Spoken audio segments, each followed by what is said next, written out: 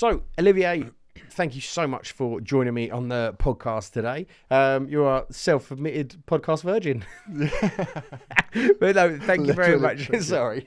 But no, thank you for joining me. I know I appreciate some time out of your day in running your business. But I really wanted to take the opportunity to talk about the journey that you've had with us so far. Because I think there's some key points within that are actually really interesting for anybody else about to go on the journey and to look to improve their business. So you joined us probably coming up 18 months ago now. Social media has played quite a big role in your business from the start. And I just wanted to sort of start with that really. So how do you view social media as a independent property consultant? What role does it play as a tool to you? First, thank you very much for having me. That's a brilliant question. So for me, social media, the way that I see it, is one way to leverage my exposure to my existing network, my colleagues, my friends, people that I've worked with before, clients. And as an independent property consultant, if you're offering services or any other small business for that matter, you need to be able to, tell everybody that you're doing. And I think that through social media, it's the best medium to, shoot so many birds with one stone. Tell me about your your channels as such. So what are the channels that you're sort of using most through your business? Okay, so I use mainly two. One is Facebook, and then the other one is LinkedIn. Okay. Two for different purposes. So LinkedIn is on more a B2B, a more professional, a bit of professional, but more less focus. So LinkedIn less focus on my personal life, but more on the business and the production as well as development. And for Facebook, I use it for it's quite big within IID. We use Facebook extensively. So your channels as they stand, how big, for instance, were your Facebook group as a starting point? So did you start from a large base of people, or are you growing that at the same time as posting and building your business? So sort of how many people did you have in your Facebook friends or LinkedIn contacts? So before IID and before taking some of these courses that IID has put into place, like the social agent and so forth, which gave me the confidence to start using and understanding social media slightly better in terms of being a independent property consultant with IID. Facebook, I wasn't using it very much. I was very private. I didn't want to share so much information about myself. I didn't really want to expose myself too much. But being an independent property consultant, you've got this personal branding. You've got yourself. You've got to market. And specific to Facebook, IID uses internally quite a bit of Facebook. So before I joined IID, I must have had like 200 friends on Facebook, 200, 300. And now I've got like 5,000. Really? Just over 5,000 followers. And it's brought me quite a bit of positive success and a lot of networking, a lot of chatting behind the scenes. And LinkedIn is also managed to connect with many property professionals and other independent agents, also in IID.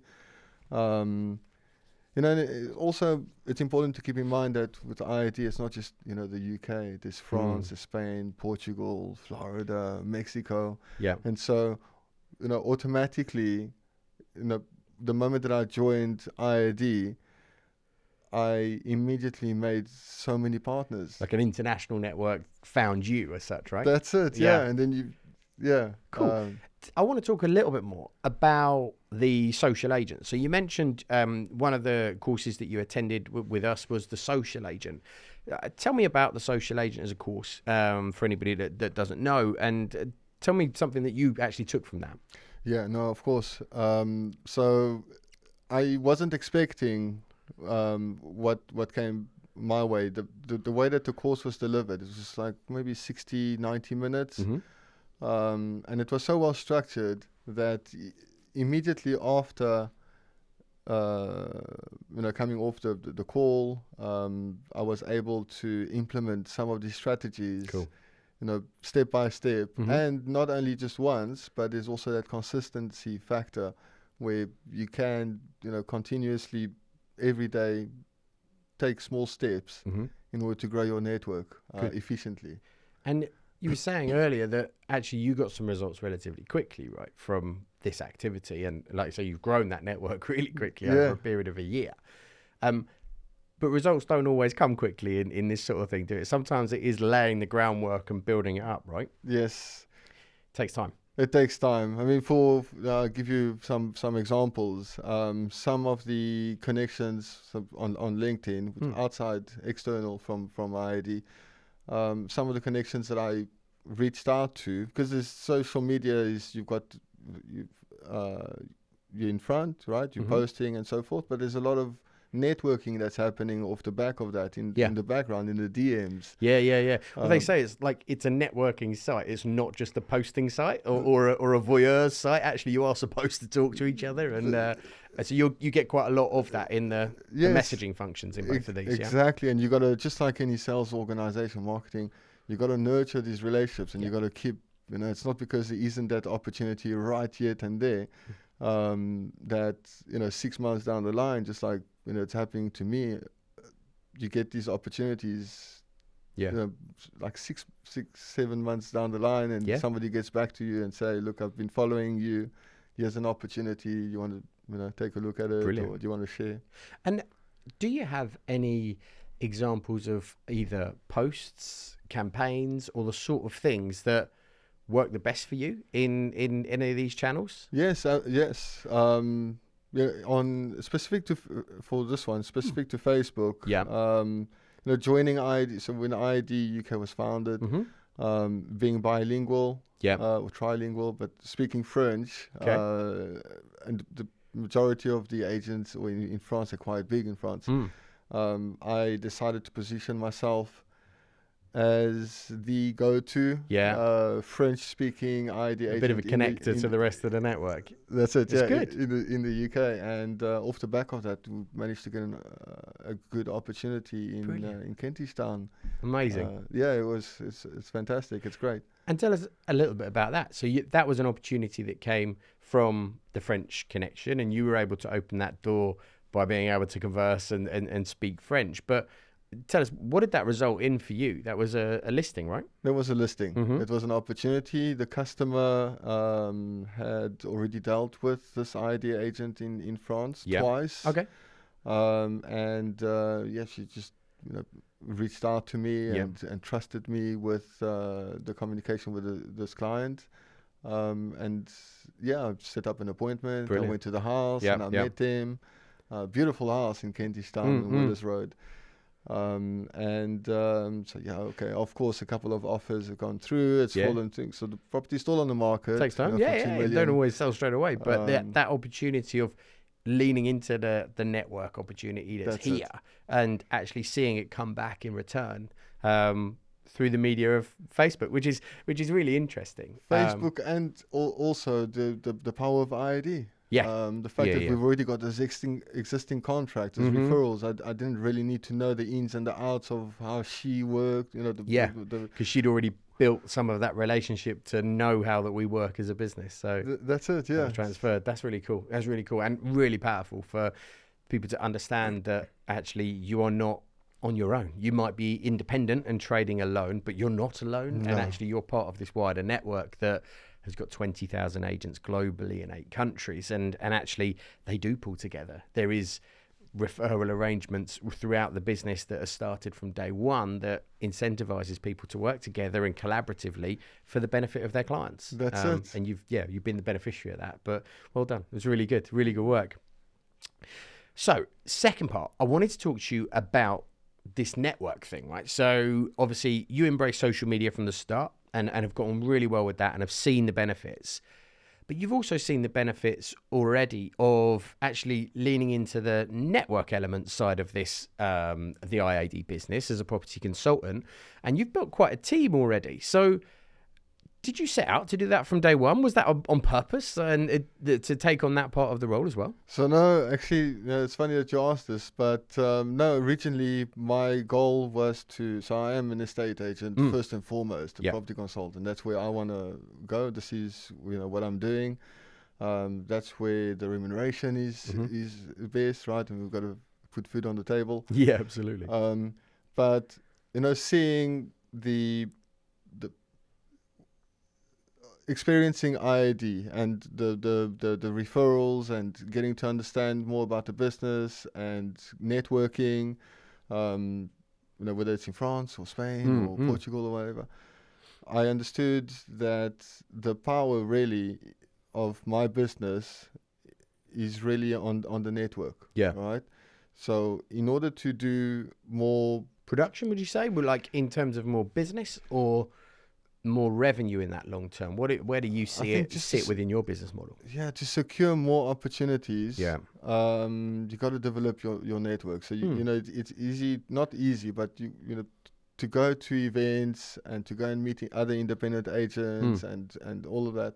It's good to have those relationships, but you don't really have much influence over it. Sure.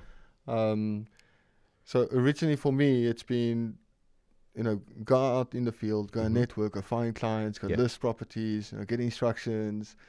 Some of them will fall through, some of them will that is the estate agent business. That's it. But then you come across certain characters, certain people that you really get on well with, and they've got potential. They also, for me, in my case, my first couple of mentees or partners, career changers. Yep. So enthusiastic about the industry, about people, about customer service. Yeah. And when I'm speaking with when I was speaking with these people, it's just impossible to say like, look, go find somebody else in IAD to mentor. And that was it. Like your first mentee relationship was almost not by mistake, but it wasn't intentional in terms of how you built that relationship. They were attending one of our events and you were supporting one of our events, right? Absolutely, yeah. And then just the enthusiasm. It was like love at first sight in terms of business partnership. And that's where it started. And obviously there's this whole concept about, your net worth is your network. Yep. And so, realizing, so for me in real estate, what I like about property is, developing these relationships with the vendors and also the buyers and understanding property goals. But when you develop a team, you get to develop that relationship with somebody that is interested in personal development, personal growth, and wants to learn more and so forth. And that's a long-lasting relationship. So it's not just like instruction after 3 months offer and then you sell it and you never hear from them again. Yeah, you really have an impact. You can make a difference in somebody's life. And I think that's where, for me, it really attracts me to developing the team. And it does take time, doesn't it? Right. So like you say, it does take time to sometimes nurture these relationships. And do you find that you take that from an online capacity or an offline or a bit of both? Like when people are inquiring with you or they're talking to you on LinkedIn or at some of these networking events, how do you then go about nurturing those relationships over the long term to find when that client is ready, either whether it's a home seller or whether it's somebody that wants to join the business? They're just getting themselves prepared. Yeah, I think that's a good question. And I think, a lot of and I tell my team, it's not so much about what's in it for you right now. I don't think, when you go into any business venture or into the house or anything like that, you don't go and list a property thinking, okay, I'm going to make 2% and this is what I'm going to buy and so forth. I think when you do anything for that regards, whether it's in business or in personal life, it should be selfless. Okay. If you're going to help somebody, you should do it unconditionally. If you're going to speak with somebody, you should not really have an agenda as to what can you offer me or anything like that. So once you've got the right philosophy and you've got the right structure, and you become that person, or you potentially are that person before you come into the industry or in business, you just can't continue with that. And then the less, the fact that you're not looking to gain anything out of these people, or out of business deals or anything like that, you can truly focus on the relationship. Yeah. And then once you nurture these relationships, automatically it's just going to bring its fruit. And if it doesn't, you don't it makes no big difference. It's similar to like a concept of like service-based leadership, where you are of service to your people but actually leading them at the same time. That's it. By being of service. Yeah, that's it. I think you just gotta have a true passion for people and for service, and if you've got an interest in leadership and you know why you're doing certain things, then you just got to let it run. Brilliant. So, do you face any challenges in managing a team like that? What is one of the more difficult parts of having a team? Like, you've built a team relatively quickly, up to 8 people now within your team over the period of just over a year. What challenges do you face in keeping communication with people like that? Yeah, so this has been a steep learning curve for me, because especially I'm a career changer within in the real estate industry. And then also in terms of developing a team and mentoring and leadership, and then coming up with strategies that are consistent. And it can be ideas all about replication, being able to learn something and then passing it on and making sure. For me, my challenge has been, and I'm getting better at it, but it's still it's exciting to see how I felt a couple of months ago versus how we're progressing now, and how everybody is working. But it's really balancing, is finding the balance between production and development. Yes. Because the moment that you focus on development and you're looking after everybody, you start losing focus on yourself, on the production. I know. So, and you do need that balance of both. You need the balance of both. Yes. I think over the long term, both can be of a huge benefit to you as an agent, because there's sort of multiple streams of income into your business, but you have to get them both there. And actually, by getting them there, it's seeing success in your agents. So how do you feel when your agents are talking to you and they're telling you about a potential listing that they've got or a potential sale that they've got? How does that make you feel? It makes me, this morning, for example, 8 o'clock already, messages coming in, and then phone call after phone call. Then I have to reject the one phone call. And, that was already till 12 o'clock. Wow. Like my whole morning, 3 phone calls, three different mentees. One's got 2 restaurants, the other one's got land, and then the other one has got this hotel thing. So it's all things that I might not have full experience in, but we've got some great leadership, with yourself, lots of guidance, and then just running through the necessary documentation that we need, and making sure that they know how the deal is going to be structured. And then seeing all of this come to fruition, and then they're all very excited. Early in the morning they're calling, and for you, how does it make you feel? It just makes me feel. It makes me feel. I like the fact that these partners of mine are stimulated and are excited about what they're doing. And it puts a smile on my face, and then we're making progress also. Sometimes it just feels like we're not getting anywhere. Sometimes one thing falls through. Well, not sometimes, all the time. There's a lot of things that fall through, which is normal. But then when these instructions, or when the vendors instruct our partners, or even it's just like, okay, one step closer to the next win, the next big win. And it's just if we manage to keep that consistent, little by little, we'll be filling up our pipeline and make brilliant. So, to ask you one more question, what's your plans now for the next 6 to 9 months with either both your team, your production, or the development of that team? Yes. So in terms of production, I've had a few things in the pipeline which I'm focusing on, rather than prospecting for far more other opportunities. I want to close those deals first with other estate agencies and other independent agents. And then I've got a solid team of people that I really, really respect, and I don't want to let them down. They've got some good opportunities. Brilliant. So my focus is, I'm not going to grow my team for the next 6 months. I think I'm going to focus on what we've got here. We've got a good dynamic team, lots of opportunities, a strong drive for success, very good networkers, there's just so much energy. And I think, instead of overextending myself and trying to grow too big, I'm going to focus on this wonderful group of people. Close some of my production. Make sure that is consistent and that I've got something. And then afterwards, I'll go back to the drawing board and say, okay, cool, let's go, the next step. And then I will definitely, grow my team again. Continue, rinse and repeat. Olivier, thank you. Thank you, Lee. I-A-D.